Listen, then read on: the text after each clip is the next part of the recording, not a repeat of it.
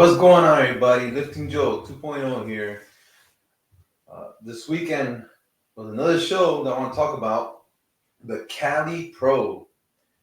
Cali Pro was done yesterday, and the ones who thought were going to be in high placing were not talked about, but they were. They made it to the top four. And also, as always, they spoke about Tony Burton, which won and qualified for the Mr. Olympia. Here's a shout out to Tony Burton and his winning trophy and the official banner in the background there for him. He has qualified for the Mr. Olympia. Last week he did the New York Pro. Didn't win that one. When he came in here, from the pictures I saw, he looked much more conditioned. During the pre-judging, he stood in the middle almost the whole time. He was in the middle, and he looked fantastic. I mean, look at the winning shot here, the front last spread. And symmetry, look at his legs, separation. Looked fantastic here in this picture here. He did look a lot better. He did improve. He got tighter. His condition was a lot better. And surprisingly, I thought Beef Stew would place second. But look at this screen here. You'll see he ended up taking fourth. Could have his conditioning. But as a matter of fact, in the prejudging, he improved. That he actually moved up a couple of spots. We'll talk about that later. I had the scorecards for that one. And we'll talk about the top three here. Emiro and Christian.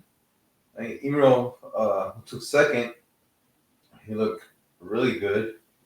He was front last spread. Separation now. Not as close to Tony Burton's legs. But if he's going to compete at the Olympia level, do another show, his legs, because a lot of guys, their legs, especially in the open, are huge. But he came and he took over and he was able to take second place and looked great. The next guy here, Christian, look at him. Look at that side sweep. Look at the hamstring hang. Look at the glutes on the side. Looked fantastic. And he took over and took third place. So, well, unfortunately, somebody's got to win. I mean, these guys, the top four guys, look great, as well as the top, the guys that took fifth and sixth. So, what I was surprised about was Stu. I thought Stu would be definitely a top two, especially the way he placed last week.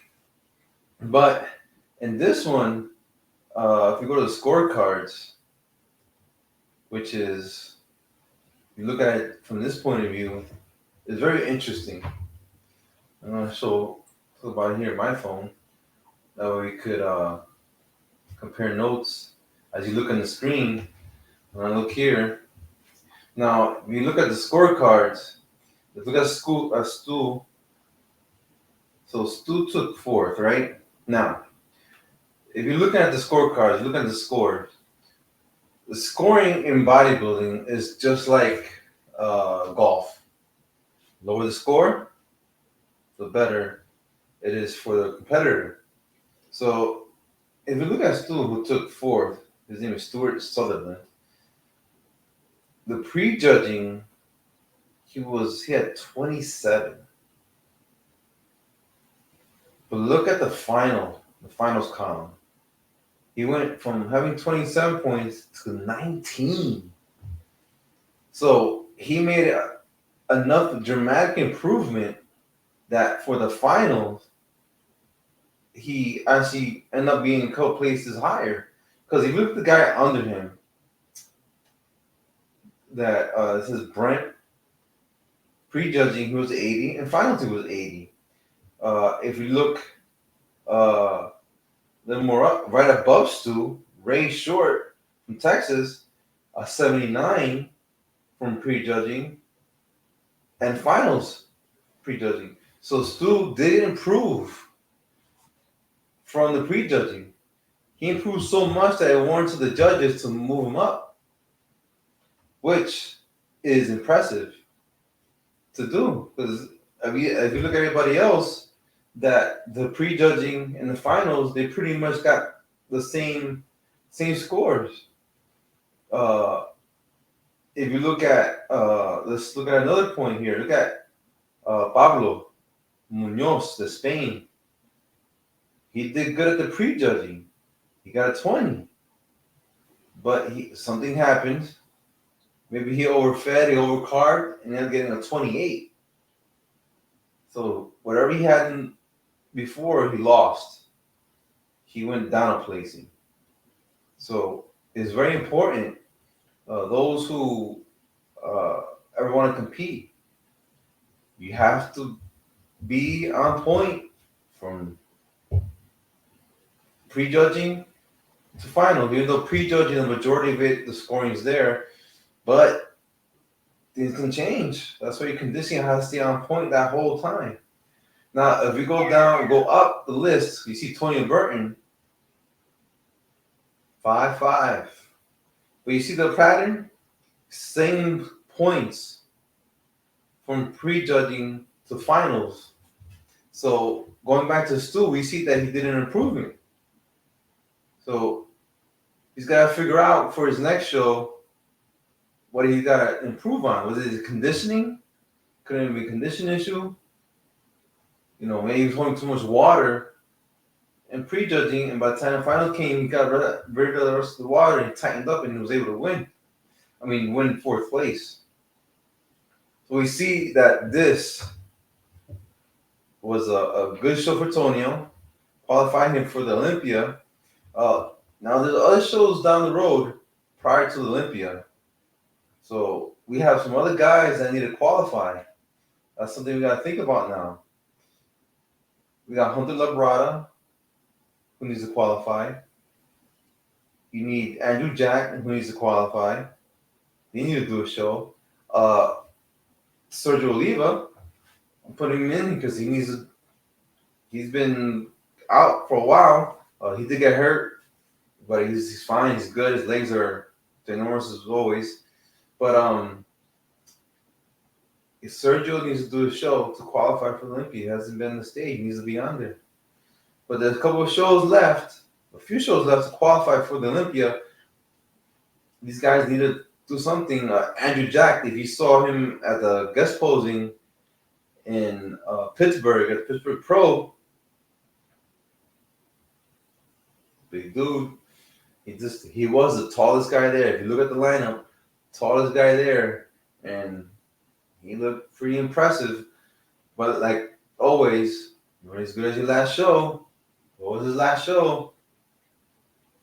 That's how it is in bodybuilding. But you never know. Look at Stu.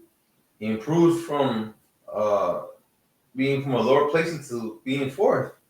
So we see that in bodybuilding, it's very important to always improve, to do your best. So hopefully they see what happens with Stu. Hopefully he does another show. Maybe he could do a smaller show that the Europas are coming down. There's a show in July here in Orlando. That's an Olympic qualifier. They'll probably do that. So let's see what happens. Now, just to show you, I got merch. Lifting Joe 2.0, the podcast. That's right, ladies and gentlemen. I have shirts I'm going to sell.